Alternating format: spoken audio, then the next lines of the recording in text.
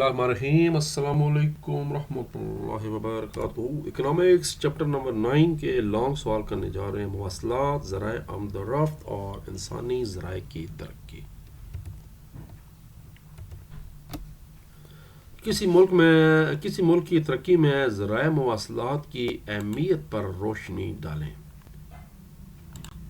ये नहीं पूछेगा कि रोशनी टॉर्च से डालनी है या लाइट जलाकर या लैंप से या मोबाइल के टॉर्च से। बहरहाल जो भी रोशनी डालते हैं। पेज नंबर 156 पर चलते हैं जी।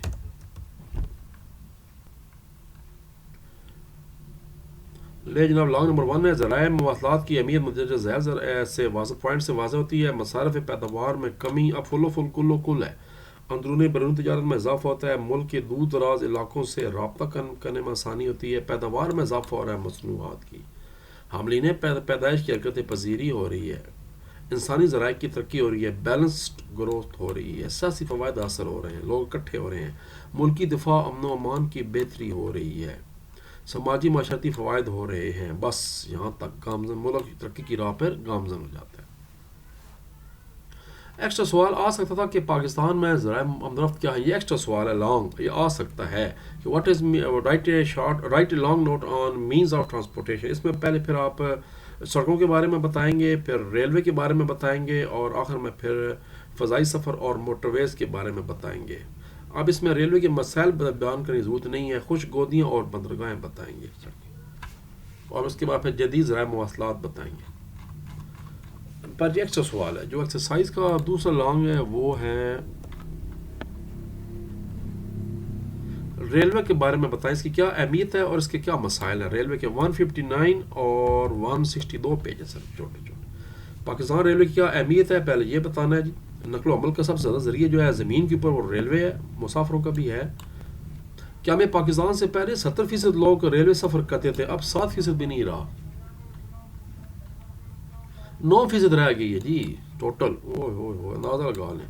अब 92% जो है वो सफ़र कर रहे हैं सड़कों से। तो 92 और 9 ये तो 101 बन गया। बहरहाल चलें, किताब को फॉलो करते हैं। रेलवे का जो रूट है वो टोटल 7,791 किलोमीटर, जबकि सड़कों का जो है वो हमने पढ़ा है कि 2,59,000 किलोमीटर है। महकमा रेलवे के पास 577 गाड़ियाँ हैं, 1901 मुसाफिर डब्बे हैं और सामान के डब्बे 23,900 तक। ठीक ठाक हैं, हकीकत बात है। अगर इसको सही प्लान किया जाए तो चल सकता है। नॉन स्टॉप रेलगाड़ी का इजरा किया गया है। एसी गाड़ियाँ भी शुरू की गई हैं, कराची से लाहौर चलती हैं। जाफ़र जमाल एक्सप्रेस अभी आपको कोयटा रूट पर, जिसका भी कुछ दिन पहले वहाँ पर एक बहुत बड़ा ट्रेजिक वाक़या भी पेश आया। पाकिस्तानी रेलवे के मसाइल उसके बाद बता दें आप। करप्शन, गैर मुनाफा बख्श रूट, दीगर वजूहत। यहाँ पर ये सवाल ख़त्म हो गया। यहीं से जनाब सवाल शुरू हो रहा है शॉर्ट, मगर हमने शॉर्ट नहीं करना, हमने लॉन्ग करना है। तो लॉन्ग अफरादी क़ुव्वत के मसाइल तफसील से बयान करें। 168 पेज।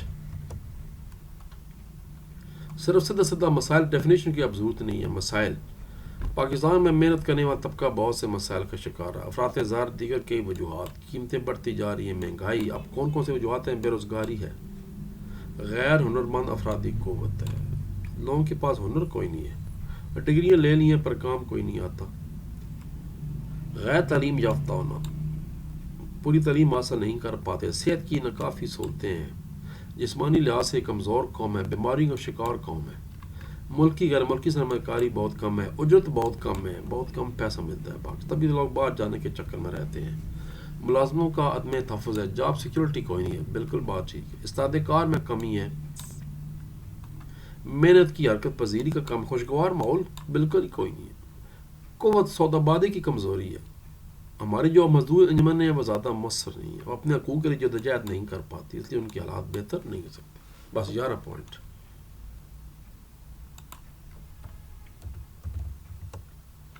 और आखिरी लॉन्ग सवाल है बेरोज़गारी की वजूहत लिखें और इनको दूर करने के इक़दाम भी तहरीर करें। पहले जब डेफिनेशन आ जाए, बेरोज़गारी क्या होती है, डेड लाइन यहाँ तक उजरत ना मिले, उसके बाद वजूहत बता दें। आबादी में ज़्यादा इजाफा है, सरमाकारी कम हो रही है, आबादी बढ़ रही है, सरमाकारी कम हो रही है, रोज़गार के मौके कम हो रहे हैं, ज़ानत के इनखला, लोग बाहर जा रहे हैं, ब्रेन ड्रेन हो रहा है। دیکھیے یہ ٹاپک کتنا اہم ہے برین ڈرین کا، یہ تینوں چیپٹر میں ہم پڑھ چکے ہیں. مشینوں کا زیادہ استعمال اب ہو رہا ہے. اب تو خیر سے فیوچر میں آرٹیفیشیل انٹیلیجنس آ رہی ہے اور روبوٹس آ رہے ہیں. آپٹیمس جیسے روبوٹ بنا دیے ہیں ایلن مسک نے ٹیسلا کے اندر. وہ ملٹی پرپز ہیں، جنرل پرپز ہے. وہ کہہ رہے ہیں کہ میں 10 ارب روبوٹ تقریباً بنانا چاہ رہا ہوں، یعنی انسانوں سے زیادہ. یہ میں نے کل ہی خبر پڑھی ہے کہ عنقریب جو ہے وہ ٹوٹل $30,000 میں جو ہے نا ایک روبوٹ آپ کے گھر میں کے لیے دستیاب ہوگا. آپ کا ملازم ہوگا ذاتی، جیسے چاہیں اسے کام لے لیں. آپ ناشتے پکائیں، ہانڈیاں پکائیں، صفائی کروائیں. بجلی کا مسئلہ ہے تو بجلی مشین ٹھیک کر دے، مشین کا مسئلہ ہے تو مشین بھی ٹھیک کر دے گا. جنرل پرپز ہوگا. $30,000 کوئی اتنا زیادہ نہیں ہے میرا خیال ہے. کتنا بنتا ہے جی $1,000؟ 3 لاکھ 90 لاکھ روپیہ، کروڑ روپے ٹوٹل. سیاسی عدم استحکام، پولیٹیکل انسٹیبلٹی ہے ملک کے اندر. بس یہاں تک ہے جناب پوائنٹ اس کا. یہ جو موسمی بےروزگاری یہ اور چیز ہے. اچھا بےروزگاری کا حال بھی پوچھا گیا ہے، تو پھر حال جہاں سے اب شروع ہو رہا ہے. بےروزگاری کا حال کیا ہے؟ میرا خیال حال پوچھا گیا ہے، میں دیکھ لیتا ہوں. بالکل جی، اقدامات بھی لکھنے ہیں بھائی صاحب، حل تو پہلے ہیں تو پھر جناب اس کا حل بھی کر لیتے ہیں. یہ حال ہے جی. آبادی کی منصوبہ بندی صحیح طریقے سے کی جائے، صنعتی منصوبہ بندی کی جائے، دولت کی مساویانہ تقسیم کی جائے، ٹھیک، بچتیں اور سرمایہ کاری میں اضافہ اور نئے منصوبوں پر کام کیا جائے اور چیپٹر ختم کیا جائے. 4 چیپٹر رہ گئے ہیں، 10واں 11واں 12واں 13واں. انشاءاللہ اپریل میں ختم کر دیں گے. میں چند دنوں کے لیے بزی ہوں، کالج میں ہی رہوں گا. کچھ وہاں پر پیپرز وغیرہ ہو رہے ہیں بچوں کے، ان کے ساتھ.